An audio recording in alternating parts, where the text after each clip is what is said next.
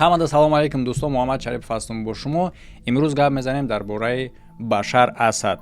Аниқтарш суханронии ӯ баъди фирор, якчанд маълумоту кадрҳои дигар аз дохили маҳбаси Сидней ва ҳамчун гап мезанем дар бораи як видеое ки дама фиристодастам бародаро, ки гӯё ки Саддам Ҳусейнам дар ҳамин маҳбас боша, чунки видео расмош дар дасти рӯзноманигоро афтида боша. Лайк мондана фаромӯш накунед. оғоз мекунем барномаро.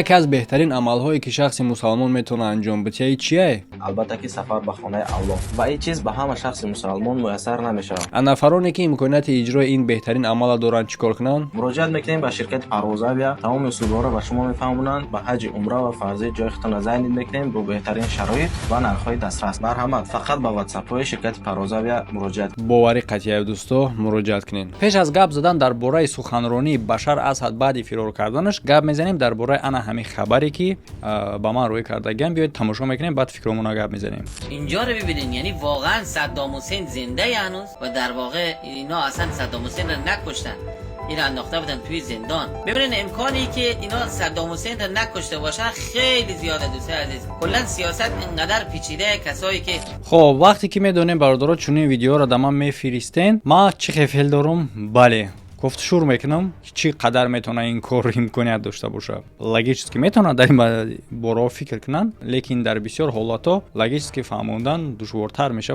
و ما چنین ویدیوی دیگر را با شما پیشنهاد میکنم. این رسم یک بار اهمیت بدین. رسمی که دیدین صدام حسین خب دستگیر شدگی یا اینکه قبیله برآورده است و در ویدیو اولی گفتگی که محبس سیدنی، یعنی که ما در نتیجه کوفتکوب دو تا رسم پیدا میکنیم. نگاه میکنیم ساکاشویلی بین سربازای اوکراینی که در اینجا ما حتی پرچم اوکراین را میبینیم و SBU. لیکن اگر که ما نظر بدازیم به عکس نوی که گفته میشه و گویا که از سیدنی باشه و در این رسم صدام حسین باشه، خیلی هم شبیه یکدیگر هم خیلی نیست. بیاین یک بار نظر میدازیم هر دشته برابر و نگاه کنین. حتی در لباسی که صدام حسین موندگی SBU میتوه. دستی که سر کتیفی صدام حسین همین خیلی دست بالای سر کتیفی ساکاشویلی است و پنجه ها انگشتاش نزدی ورادنیکی سفیدش که در هر رسمو یگای. لباساشون همین خیلی کمتر رنگو تغییر داده شده و البته که سر تغییر داده شده. این رسمو هر دو یک رسمان. فقط در اینجا سوال دیگر با میان میاد که در ویدیوی اول ما نه تنها رسم بلکه ویدیو دیدیم که صدام حسین حرکت داشت در همین رسم. مگر ایاتون برام در همین کارو مرا ببینید شما؟ خیالتون که میره قمچین شب کرده مجبور کرده میبره رقص میکنه؟ نه، این با مثل این همین رسم باری ساختگی میره. این مسئله تمام برادرو دیگه روی نکنین. این مسئله رو در ما میگذاریم دیگه مسئله شده. چگونه که شما میدونید مدت دراز شد که همکاری کرده هستیم با شرکت آسمان صاف و البته که تا امروزه یگان مشکلی نشده و نخواهد شد، چون که همه یارو ما تفتیش میکنیم. این شرکت داره بلیط های هواپیما با تمام جهان به نرخ دسترس و مهمش آن است که اگر که از نام کانال ما مراجعه کنین باسکیت که کرده میشود.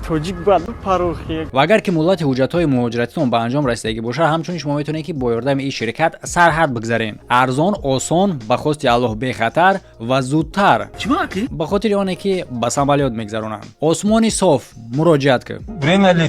самолет улетит. خب اکنون میگذاریم دیگه مسئلهش ده سخنرانی بشار اسد بعد فرار کردنش و بعد چی یک چند ویدیوهای دیگر رو تماشا میکنیم از داخل خودی محبس، اینترویوی محبوسان پیشینه و به حدم چیزهای دهشتناک و بی‌رحمانه. اگر بخواین چنین برنامه‌ها تست زودتر برای دوستا لایک موندن فراموش نکنید. ما هستیم موضوع گپ زدن درباره حیات بعدی سوریه، درباره پرزیدنتی آیندهش و دیگر حالا و در عموم رژیم خودی بشار اسد. اینا را ما میکنیم یا اینکه نه؟ لایکای شما وابستگی داره. خب اکنون گپ میزنیم درباره سخنرانی بشار اسد که بعد فرار کردنش چی گفت. چگونه که در ویدیو پیشینه ما گپ زدگی بودم، چندین رسانه و چندین کسا همه گمان داشتن که به روسیه فرار کردگی، گرچنده که این کار افیشال نبود. این خبر از چه خاطر هم فکر میکردن؟ از خاطر آنه که این رژیم از بیرون نگاه بینی میکنن. آدم پشتیبان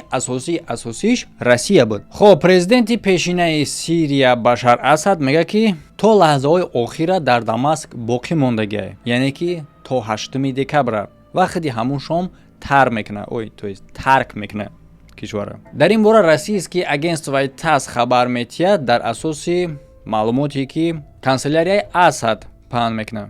ӯ мегӯяд ки яъне Асад дар тамоми вақти ҳукмрониш ягон вақт фикр кардагӣ нестае ки кишвара бугзора ё ин ки бигреза аз уҷа. Бале, дар чунин ҳолат чунин бункеро қатӣ, чунин қасро қатӣ, чунин маъбас қатӣ албатта ки намехоҳӣ тарк кунӣ. ҳоло мо дар бораи инош ҳамаш гап мезанем бардора, ҳатто расмову видеоашам мебинем. Бункери дигарша. Ҳамчунин гуфта мешавад ки аз фирор карданаш одамои наздикша хабар додагӣ нест. Аниқтараш фреб карда гапге мешавад. гуфта мешавад ки дар вақти бад шудани ҳолат ба хадамоти махсус ва артиш хабар метиҳад ки Россия барои кӯмак наздик аст.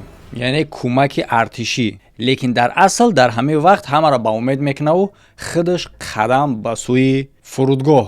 аз зану 3 фарзандаш дар вақти фирор кардани худаш аллакай дар Русия буданд. мувофиқи маълумотҳои Bloomberg гуфта мешавад ки фирор кардани Асада барномарезии идора ва сардорӣ кардагиай разведкаи Русия ба ӯ бовар кунондагиай ки мевардоранша агар фирор накуна, яъне ки пешакӣ медонистанд дар ин бора ва ба ӯ пешниҳод мекунанд ки агар барои фирор кардан розӣ боша худаш ва зану фарзандоша пуштибонӣ мекуна Россия дар ҳоли фирор кардан. ва ӯ мега дар ин ҳолатҳои танқисӣ ягон вақт ман фикр кардагӣ набудам ки аз кор баром ва ё ин ки паноҳандагӣ буҷум. Табораи бункер чӣ?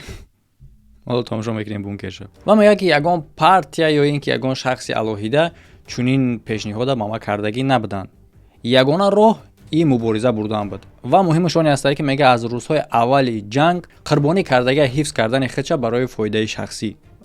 хайчи багани ҳоло ҳифз кардӣ? ва ҳамчун мегӯяд ки ҳоло ҳам худша бо Сирия ҳис мекуна, алоқамандии худша бо Сирия ҳис мекуна ва умедворе ки дубора Сирия озод мешавад.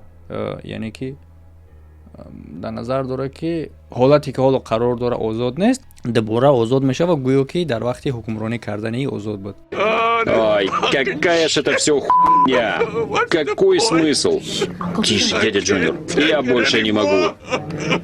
хоб ин як бор дигар видеои Сидней нишон додан дар кора надидай чӣ хел намебина маъбаси худша. суханҳое ки мо гап задем дар нома навишта шудагиай ва ҳамчун гуфта мешавад ки ин нома навишта шудагиай дар Москва 16 декабри соли 2024.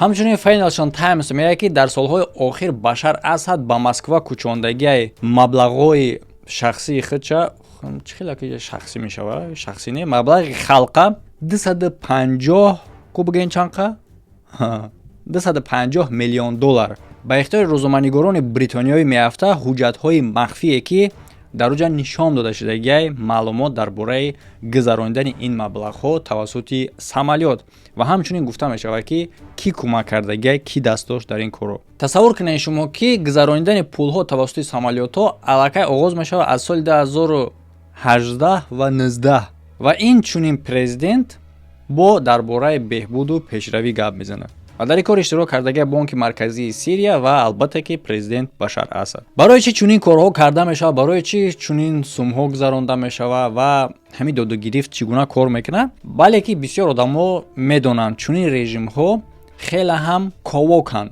дар дохили худи кишвар. ҳам худи чунин сарвар метарсад аз оне ки армия зидди худаш нахезад ва ҳам халқ наметавонад хеста ба хотири оне ки ӯ ҳам метарсанд аз армия ки тарафи худи чунин шахс набошад мувофиқи режимаш. ва ҳар ду ҷонибда як қувваи беруна дар корае ки дар ин ҳолат президент метавонад ки ин қувваи берунаро амалӣ кунад, ҳамчун ба мисли поддержкаи Россия. ва дар асл агари хебести фикр кунӣ ба мисли ба назар мерасад ки як одам сарварӣ мекунад як кишвара ва халқи ҳамун кишвара гарданаш занҷир мекунад. маҳбаси калон, маҳбаси Сидней не, ҳам кишвар худаш як маҳбаси калон мешавад ки як одам начальники ҳамун маҳбас мешавад. лекин як додугирифт бояд дар ин байн бошад ки ёдавигд набошад. тавассути армия, якеш тавассути пулу мол, дигараш ҳамаи корро ки мекунад албатта ҷунбидани халқи оддӣ, меҳнати халқи оддӣ. агар меҳнати халқи оддӣ набошад 250 миллион доллари кӯчондагӣ аз куҷо пайдо мешавад? аз воздух намешавад ку, дуруст? гарчанде ки парадокс натова мотори ҳамаи кор худи халқ мешавад. ҳоло боша бардор тамошо мекунем маъбаси Сиднея ва баъдан бункери Башар Асада. хай дар бораи қасраш аллакай дидагиин шумо. من ترجمه میکنم سخناشون برادر. فقط شما راحت کرده لایک فراموش نکنین. حجت رو در اینجا پورا کردن خیلی هم زیاد بود. خبرنگار و شمارشون ما حرکت میکنیم که تماشا کنیم چی است در داخل.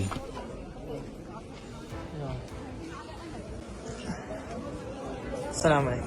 سلام علیکم. ببین چگونه آدم را دست محکم میکردن. لا حول ولا قوة إلا بالله. هون كان في مسجونين يعني؟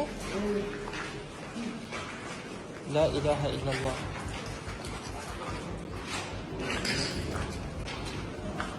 نشان داده است که چگونه از اونجا بیرون میشدن.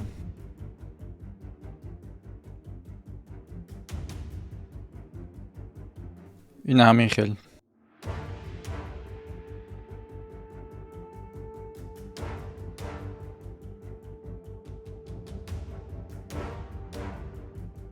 ورالات کوب میکردن. یعنی که می برآوردن شو لات کوبشون میکردن گشته وارد میشدن. بس فتح السجاد الباب الغرفة هاي ونقطة فيها حدا المساجد هاي. خب این ویدیو دراز برادر. اگر یگان کس بخواه با پورش تماشا کنه ما در تلگرام میپردم. سلک تلگرام کانال ما در یکم کامنتاری همیشه. حالا باشه بیاین تماشا میکنیم بونکر. بونکری جایهای پنهان شدن در یگان حالتی ناگوار. پرزیدنت همراه اویلش پنهان میشود که ذخیره یک چند ساله حیات داره. از جهت قوای برق، از جهت خروکاوری، یعنی که همه طرفه ساخته میشود. در چنین حالت‌های بزیب میگریزن، پنهان میشوند، در همونجا زندگیشون بردن میگیرن تا وقتی با تنشیدن تا که نکشنشون. لیکن میبینین چگونه که الکی چنین بونکرم کمک نمیکنه. تصور کنین شما این قدر خراجات‌های در بونکر، این قدر خراجات‌های در قصر ها خالده بهبودی کردن ممکن بود در این قدر مبلغ، در این قدر خراجات ها. لیکن نه، اساساً مقصد اساسی وقتی که بهبودی مردم نباشه چنین کارها میشود. بعد دقت تنها طرف خودی شخصیت به خطر خود اعضای عائله خود چه اهمیت میده، شکم و سر و لباسی خودشونه. خلق عادی چگونه از عمر به سر میبرن، چگونه زندگی میکنن، این مهم نیست. اگر یگان کسی که روزی نباشه پر تو این شد محبسی سیدنی ده با روزی نمیشده تا که دیگر رو بینن بگن که خب که تا که ترم محبسی سیدنی ده نپرتوین. لیکن نقشه الله هیچ کس نمیدونه. در تاریخ برادر بسیار چنین حالتهای برهم خوردن رژیم های دیکتاتوری خیلی هم زیاده. میدونین شما این از اول بود و تا حاضر اومده رفتن میگیره. گرچنده که مثال دنیا پیشرفت نباشه با همه نگاه نکرده با هست کشورهای مثال با مثل چنین حالتهایی که ما میبینیم و همچون ما میبینیم که برهم خورده هم میتونن. خب تماشا کردیم برادرها. در همین جا ویدیو با پایان میرسه. فکر عقیده اختونو در کامنتاری بنویسین و در آخر برنامه کسی که تا این لحظه را ایستاده باشه تماشا کرده باشه میخواستم خاطر رسان کنم درباره روزگیری مول که در ویب کانالای ما میگذره. 250,000 روبل ما بین مردم بین ابونچیای انا همون ویب کانالو تقسیم میکنیم که در این داخل جا میشوه شاه جایزه ای هست راحت به خانه الله که ما وابسته کردگیم به این کار شرکتی پرواز اویره. این برادر تمام رازخودهای شخص غالب شدگی را به کلا میگیره. باقی مانده مبلغا را باشه همچون تقسیم میکنیم با ابونچیای همین کانال به طرز هر گونه بازی های گوناگون به مثلی که یگان سوال ها میتیم یا اینکه یگان پادکست که داخلی ویدیو ماندگی میوان صاحب مبلغ میشوند. همین طریق معلوماتی پورش از خودی کانال های محکم میگیرین و چگونه گفتم ویب کانال ها سلکاشون در یکم کامنتاری هستی. میمونم یک پارچه ویدیو شد تا که ببینین چگونه ویدیوها هستی در این کانال. برنامه‌ای که دوام میتیم یعنی درباره آنه که دروغ چگونه کار میکنه. مالکای از همینجا حس کرده استم چی؟ چگونه آدم مجبور میسازن که از حق رو بگردونه. حالا با وجود میآید як алоқа байни шумову бадани шумо ва дасти маву ангуштарини ма. барои чӣ телевизор тамошо кардан зарар дорад? монанд нестай ба ин шахсе ки ҳуҷум кард. и ба мисли ҳолати крокус мешавад. ба чӣ усул таъсир мерасонанд ба одамизод ки ба ақли худаш дига роҳ надорад? ба я нақта бигем, яъне ки бояд ҳис кунӣ, дуруст? яъне чӣ хеле ки шумо мебинен, ӯ ба саводай ва ҷои заифиш ҳамияй. ба саводай ва ҷои заифиш ҳамияй? бале бародор, ором шин. акнун ҳоло бигӯен ки ӯ чӣ ранг дорад? сиёҳ. бинго. ва ҳамчунин саломтиҷиам дора закрити канал ки дора ин гуна видеоҳо. номи ин шахсро қариб ҳама медонад. Андрей Чикатило.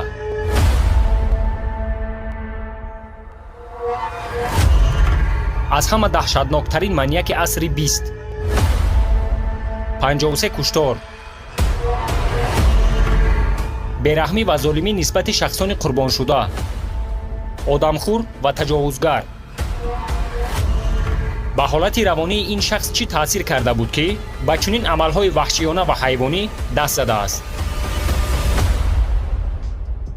барои тамошо кардан метавонен ҳам то обуна шавен дар дилхоҳ каналҳое ки мехоҳен. хоҳиши иштирок кардан дар розыгриш дошта бошен. пас шарт ҳамия ки бояд дар ҳар ду канал обуна бошен. хулоса хитом бирорен, ссилкаҳо дар комментария закрепи чидагиай.